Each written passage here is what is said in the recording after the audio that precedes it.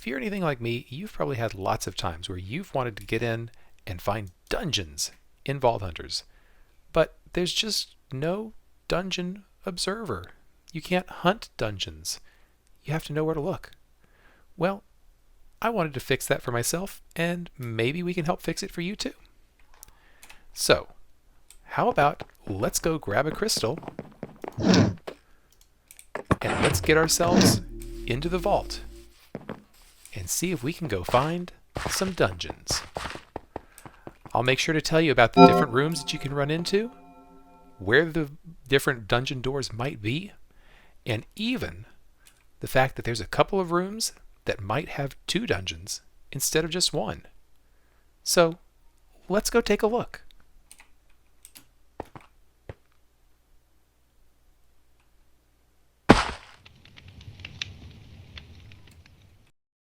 Let's take a look at the beehive rooms.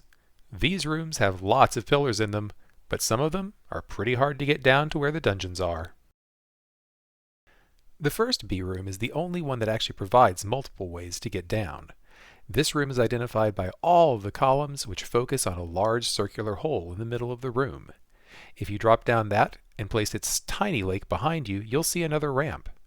Look to the side of that ramp and you'll find the dungeon location.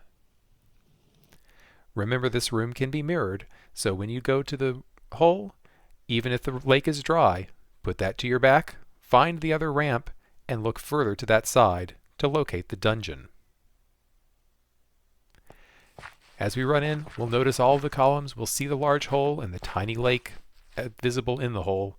Drop down, find our other ramp, and look to its side to locate the dungeon. Our second bee room has an unusual feature that's not in any other rooms.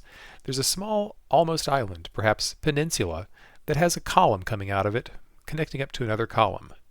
If you locate this peninsula and follow it downstairs, then just follow along the curve of the room, you'll come to the location of the dungeon door in this room. Approaching from a different angle, we may have to turn around, but the obvious peninsula shows up, and when we drop down and follow the curve of the room, the dungeon location is obvious. Many times as we run into this room, it'll be clear there's a peninsula, sometimes with an objective sitting on it.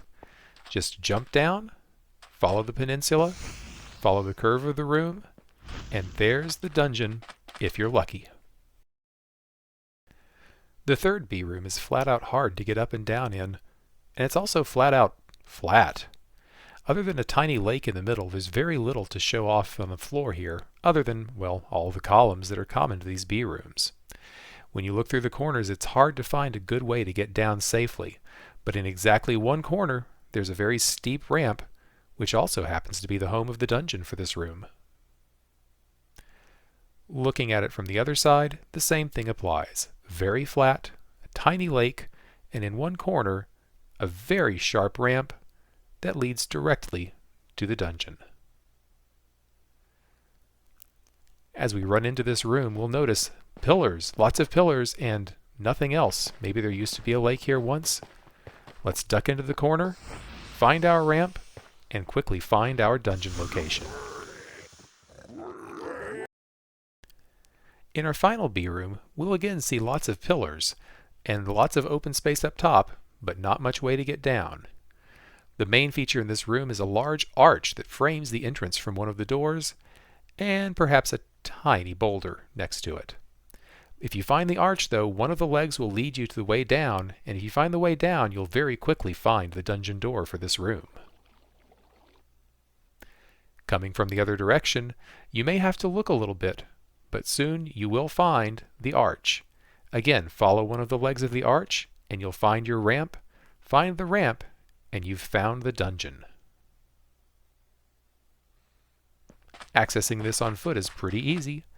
Come on in, and as soon as you notice, ooh, arch, follow the leg, and the ramp will guide you directly down to the location of this dungeon door.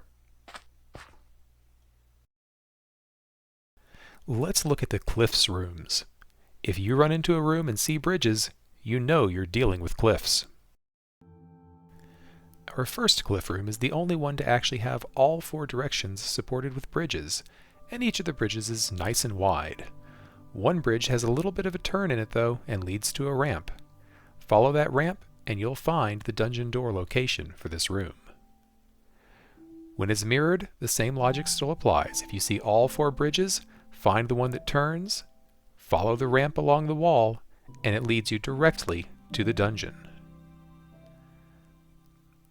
This one's easy to get to on foot. When you come in, simply look around the room, recognize the bridges, find the odd one out, and let the ramp guide you all the way down beneath the other bridge to find the dungeon. Our second cliff room features only 2 bridges on the main level. One is 2 wide, the other is 3 wide.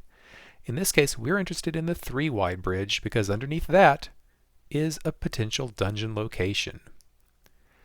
With this one, even when the room is flipped, it doesn't make a big difference. There's still only a 2 wide and a 3 wide bridge, and we simply look below the 3 wide bridge to find the dungeon door. When you're on foot traveling to this, the easiest thing to do is to look over the bridge to see if you see the dungeon, and if so, jump down. If you don't want to jump though, you can always go across the 2 wide bridge and find a very long ramp that takes you all the way around the outside of the room, in which case you can now reach the dungeon easily. Our third cliff room has important similarities to the second one. Again, there are only 2 bridges on the main level, one 2 wide and one 3, and crucially, the dungeon door is again underneath the 3 wide bridge. Again, when this room is mirrored, it really doesn't impact things very much because you'll still see a 2 wide bridge and you'll see a 3 wide bridge. Look underneath the 3 wide to see if you have a dungeon. When approaching this on foot, it'll be a little bit easier than Cliffs number 2. Find the 3 wide bridge, see if there's a dungeon, and if so, the ramp is conveniently located right next to the bridge to bring you down to the lower level and into the dungeon space. While the previous 2 cliff rooms were downright pleasant with respect to finding dungeons, this one is downright diabolical. There are again only 2 bridges very close to the center, and this time to find the dungeon you look underneath the crooked bridge and then underneath another bridge below that. Coming at it from the other direction, you come across the 2 wide, locate the 3 wide, and then find a smaller bridge below it. Going down to this bridge at the water level will show you the dungeon. Of all the various dungeon locations, this is one of the harder ones to get to, which means this room might be worth skipping. Because if you're on foot, you have to come all the way down the ramp, then cross back across the room to find the bridge and jump down in order to find this dungeon. Now for the Glowstone Lakes rooms. Many of these rooms feature lakes prominently, but be warned, so do other rooms. Our first Glowstone Lake room is one of the most immediately recognizable in the game, featuring a very precariously placed boulder balancing over a lake. This dungeon is easy to find, just jump down to the lake and see it. When the room is mirrored, it's not much different, although you might not want to step in the void liquid. Still jump down, and the room is right there. When you're on foot, be warned, this room does not provide any other ways to get down. You'll need to jump down in the central area, but once you do, the dungeon is an easy find. Compared to the last room, Glowstone Lakes 2 is probably one of the most difficult dungeons to find. While it features a prominent lake that looks like a nice place to jump down to from that one door, to find the dungeon, you'll have to go all the way up a ramp, across a spawner, past the objective, and up a very narrow bridge to the very top of the room. This is almost never going to be worth it. Notice the large supporting pillar in the middle and the lake. Once you find those, you'll be able to find the ramp on the other side of the room and go all the way up across the middle and do a small tight wire act to get to this very, very difficult location. On foot, if you're lucky, you might already be halfway up. Notice the lake, and then turn around and run up this ramp. You'll probably have to battle some mobs here, but then make your way delicately through the area, up these few blocks, and enjoy your prize.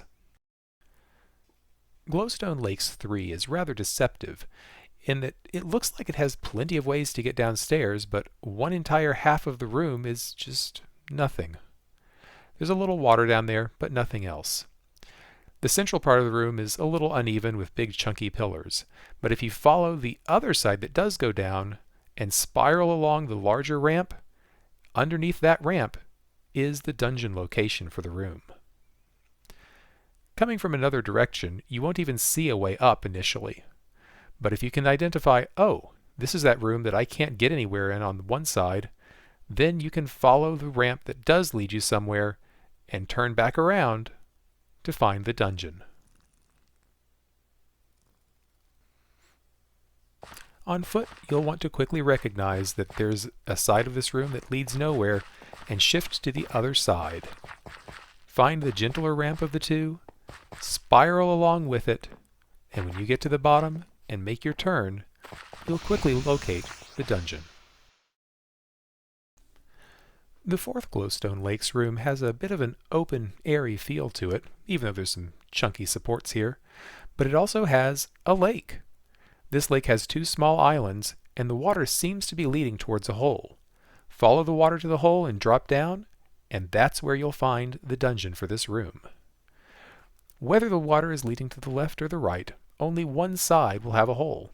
Find the lake with two islands, then drop down the hole the water's pointing to find your dungeon. This room does not provide other ways of getting down, so if you want to jump down to the bottom, you'll have to drop through one of the holes. So it might as well be the one that could give you a dungeon. The lakes rooms may prominently feature water, as you would expect, but also may feature holes created by water that once ran through the area. The first lakes room can be quickly identified by its central feature, which is a hole that has an almost hourglass shape, with a pinched point in the middle. This is a very small jump at the same level that looks like you could probably almost make it. If you sit at the wide end of the hourglass, you might just barely be able to see the hint of a door. But in order to be sure, you'll need to go down and check. There is a conveniently located ramp that can help you get down there to see the dungeon. From the other direction, the same principle applies. If you stand on the wide side of the hourglass, you may or may not be able to see that. To truly know if there's a dungeon down there, you will have to go down and take a look for yourself.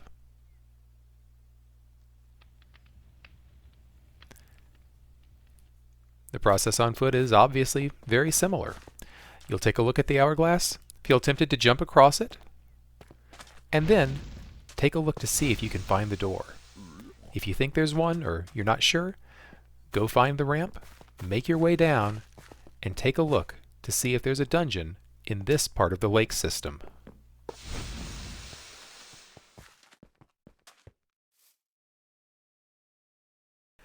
Similar to the previous room, Lakes 2 has a very distinctive hole feature in the middle, with two peninsulas that almost look like they're pointing at each other. When you see this, you'll know that the dungeon could be downstairs in that area.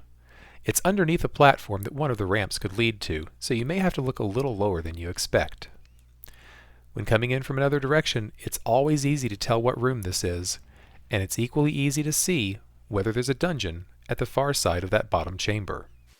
As we approach on foot, we'll quickly recognize the feature of this room, run down the ramp nearby, and look across the chamber to see whether we have a dungeon.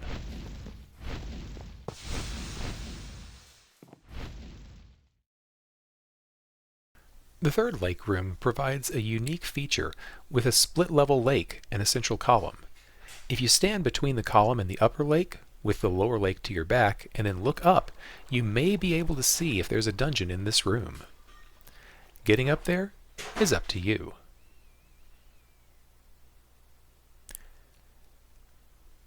Even in dry themes, you can still tell where the two-level lake would be. Again, stand between the upper lake and the column with the lower lake to your back, and you may be able to see the dungeon.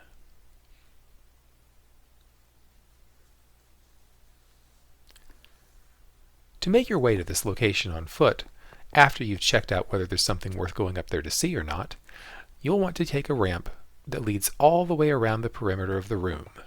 Circle around the upper lake and start climbing. You'll go through several different points of interest along the way, but once you reach the end of the path, you'll have discovered the dungeon location.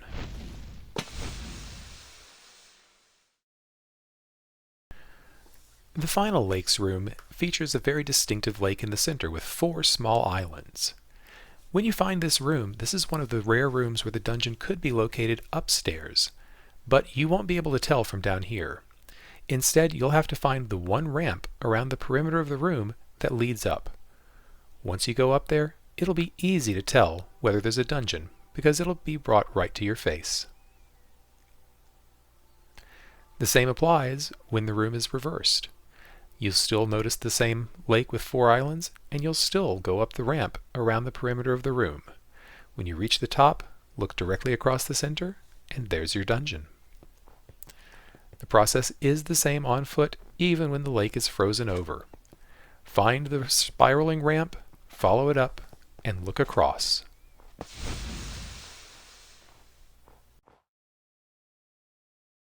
The mushroom forest rooms may not all have mushrooms in every biome, but they do have some of the more interesting layouts of the rooms in the game. Mushroom Forest 1 looks a little bit like one of the ore rooms. It has a T layout, but it's very flat in the middle, rather than having a mound. Additionally, there are features in the corners, such as a couple of pyramids that lead upward. To find the dungeon, step away from these pyramids and look towards the one that's pointing downward. You'll see the dungeon on the lower level, underneath the walkways. Even if the room is reversed, the same approach still works. Locate the 2 pyramids, the 2 triangles, step away from them, and look on the side with the one that points down. It'll point you right to the dungeon. When you're on foot, the same logic applies. Find the triangles, move away, look where the one pointing down is, and if it's there, you can just run down the easily accessible ramp and head straight into the dungeon. The second Mushroom Forest room has a wide open area with lots of balcony space overhead. It also features a diagonal chasm leading to the lower level. However, if you follow that chasm to the corner of the room, you'll find a waterfall leading down there as well. Stand on the opposite side of the waterfall and you may be able to spy the dungeon in this room. Even when reversed, always come into this room looking for that slash that goes all the way through. If you find that, follow it to the corner where there's a hole, and you'll be able to see the dungeon hiding in the room. Even on foot, the same logic still applies. You'll want to locate that slash in the ground that cuts all the way through, follow it to the hole in the corner of the room, and just jump down. It's really the easiest access to this spot and gets you straight to the dungeon.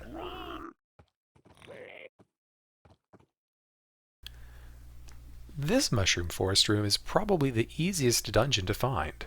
You'll recognize this room because the entire center area is significantly lower than the doors. On one of those sides, you'll find the dungeon. It's just sitting right there. No matter what biome you're in, the same thing applies. This is a low, depressed center. There's an even further depression here. And look, there's a dungeon. On foot, I still really can't make this any easier. It's very low down here. You go just a little lower and enter the dungeon. The last Mushroom Forest is maybe a little trickier, but it's still not too bad. This room can be recognized by parallel diagonal slashes that don't quite go all the way through the floor. When you find these, they'll lead you on a path towards a hole in the corner. Go ahead and follow this down, but when you get to this bottom part of it, stop and turn immediately the other direction. This dungeon is tucked away very tightly in the corner here. When the room is reversed, the same thing applies. You'll find those 2 slashes, follow them to the hole in the corner, and make your way down. But as you go down, if you were turning left, suddenly you're going to turn a sharp right and see that dungeon tucked way back in the wall. There's nothing different to it on foot. Find the slashes in the ground, follow them to the corner, then drop down. As you're going left, suddenly stop and turn right. Next up are the mustard rooms. These typically make it hard to move around and get where you want to go. Why mustard? I don't know. Our first mustard room introduces us to the typical claustrophobic feeling of these rooms. The head spaces are pretty low, there's lots of chunky columns keeping the upper areas alive, and it can be difficult to get from one side of the room to the other. Not impossible, but difficult. In this particular room, we'll want to act like water and find the low spot to flow down. At the first landing, you'll find the dungeon entrance. When the room is flipped around, it still feels very claustrophobic, very tight. Not as much as some of the other mustard rooms, but still. Follow the low spot, come around the corner, and you'll find your dungeon. The process is, of course, identical when you're walking on foot. When you find yourself in here, just keep looking for the lowest point on the middle floor, and you'll find the ramp down leading straight to the dungeon door. Our next mustard room again has some of the claustrophobic feeling with lots of overhead space that's been restricted, but there's one hole right in the middle of this room that's very crucial, and if you look through it, you can actually see the location of the dungeon. When we look at this from the other direction, it's the same concept. One tiny crucial hole, but if you look in the right direction, surprise, there's a dungeon. Getting there on foot is a little trickier. You could just drop down the hole if you're up for that, but if you don't want to, once you've located the dungeon, just run behind yourself. There's another ramp right back there. Coming down this will give you easy access where you can see it from the other side of the room. If it was hard to move through one of the earlier mustard rooms, it's nearly impossible to move through this one thanks to the large feature in the middle of the room and the low heat clearance overhead. However, going down the ramp that circles this large feature is the key to discovering the location of the dungeon. When you reach the bottom of the ramp, the dungeon is clearly visible across the room. When flipped, the same is still true. This large feature in the middle prevents your movement, but you can use the ramp next to it and get down to see where the dungeon is. There is a secondary ramp in this room that's also useful, but it doesn't give quite the same ease of line of sight. If you come down the ramp on the other side, you'll come down and then need to turn around so that you can see where the dungeon is located. On foot, we'll follow the same pattern. Locating the big feature in the middle of the room, we'll hook around it and find the claustrophobic entrance to that downstairs ramp.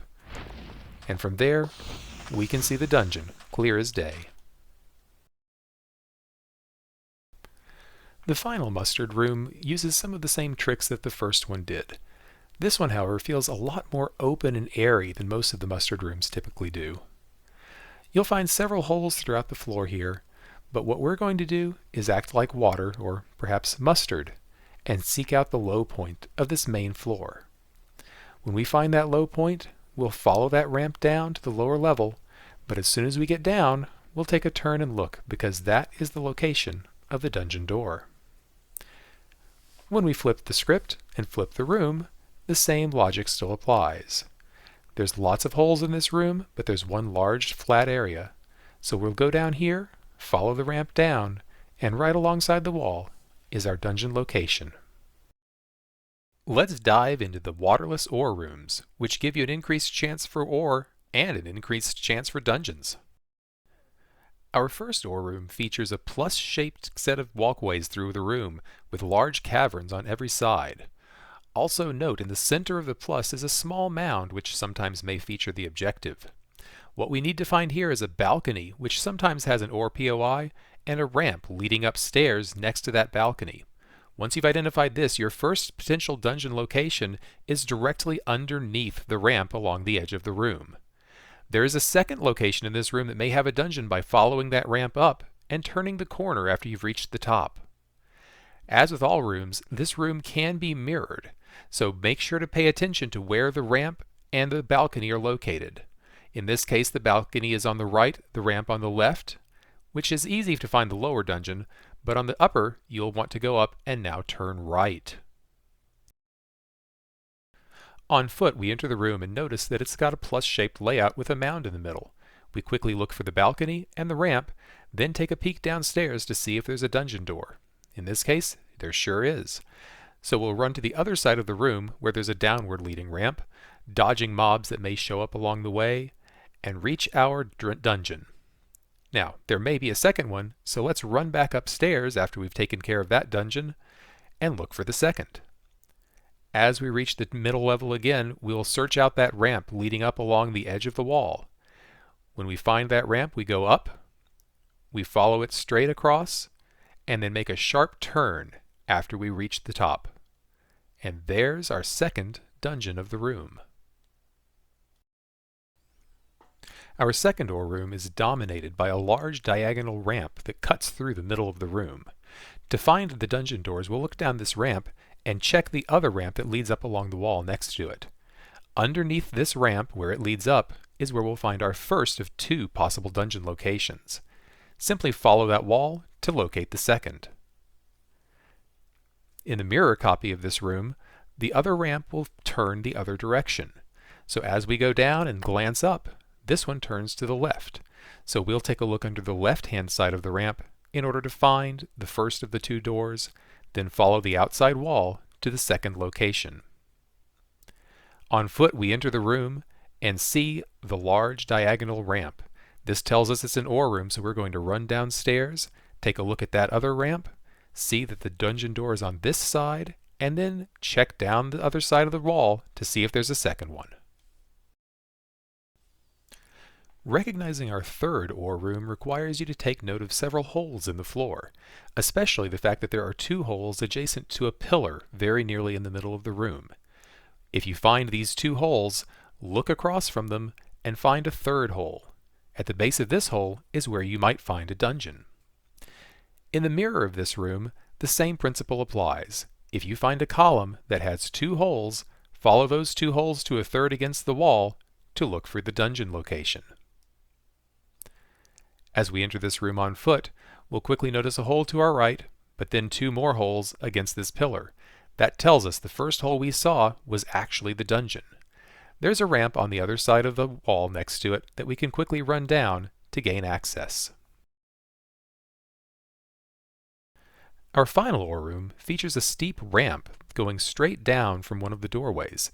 This ramp leads underneath a pillar, so when you see this configuration, just run down the ramp and turn around, and there may be a dungeon door immediately behind where you came down the ramp. The same thing applies in a mirrored version, where here we come down the ramp that has the pillars over it, turn around, and find our door.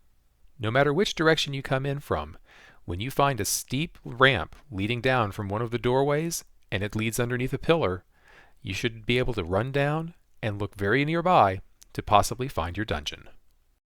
Let's now look at the Pirate series of rooms, some of which you could sail a galleon through, some of which you can hide your doubloons in.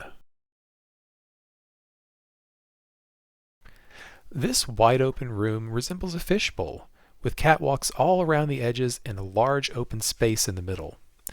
To find the dungeon, you'll go to that low space and look for this particular ramp, which is a little narrow, but has the dungeon right at the edge. When we flip the room around or change it to a theme that doesn't have trees to guide you, the logic is still the same. Jump down into the fishbowl and then look for that one ramp that edges around the side of the room and lets you get to the dungeon access point. The only difference on foot here is making sure that you get to a good entrance point. There's one spot where you can jump down that's not going to be very difficult, and it'll lead you directly over to the ramp we need, which takes us to the dungeon door.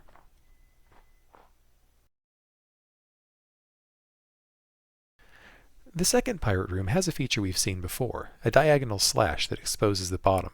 However, this time that slash doesn't lead us to a corner. Instead, we're going to focus our attention on a hole on the opposite side of the central pillar of the room. If we look towards the edge of the room and drop down that hole, we'll find our dungeon location.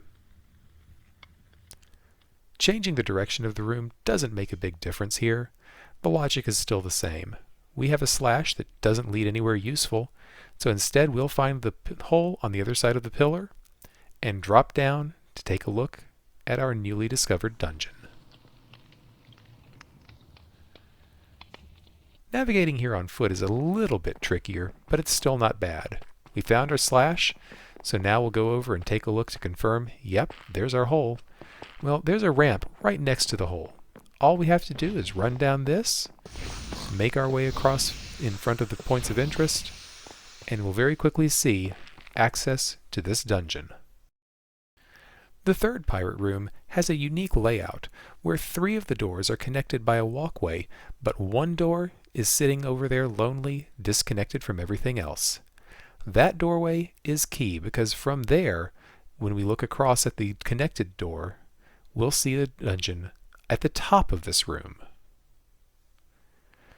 When we mirror the room, nothing really changes about this. We have one disconnected door, and if we look up from that side, we'll be able to see this dungeon.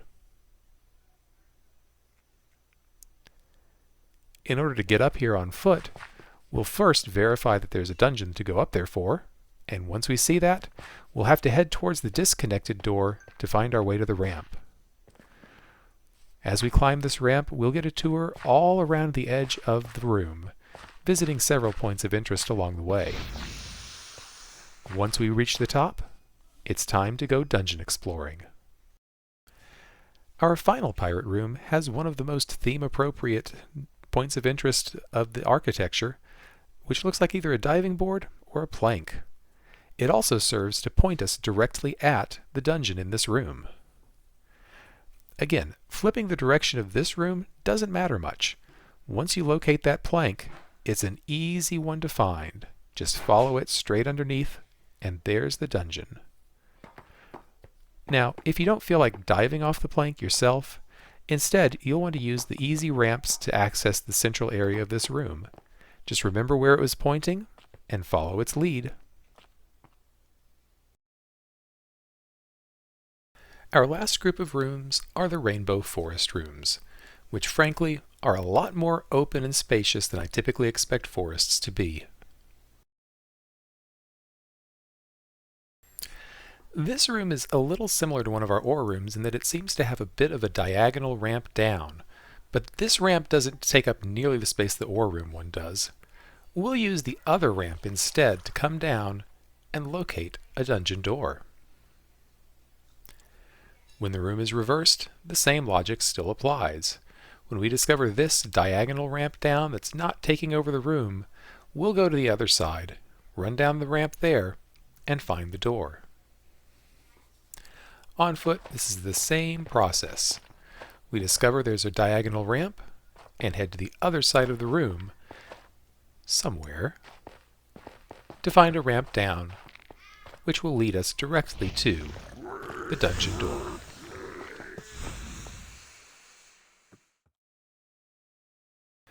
Our next forest room has a very inviting hole in the middle of the room next to a small boulder. This hole looks like it wants us to jump down but doesn't quite give us the full opportunity. But if we do, and look to the side, we'll discover a dungeon.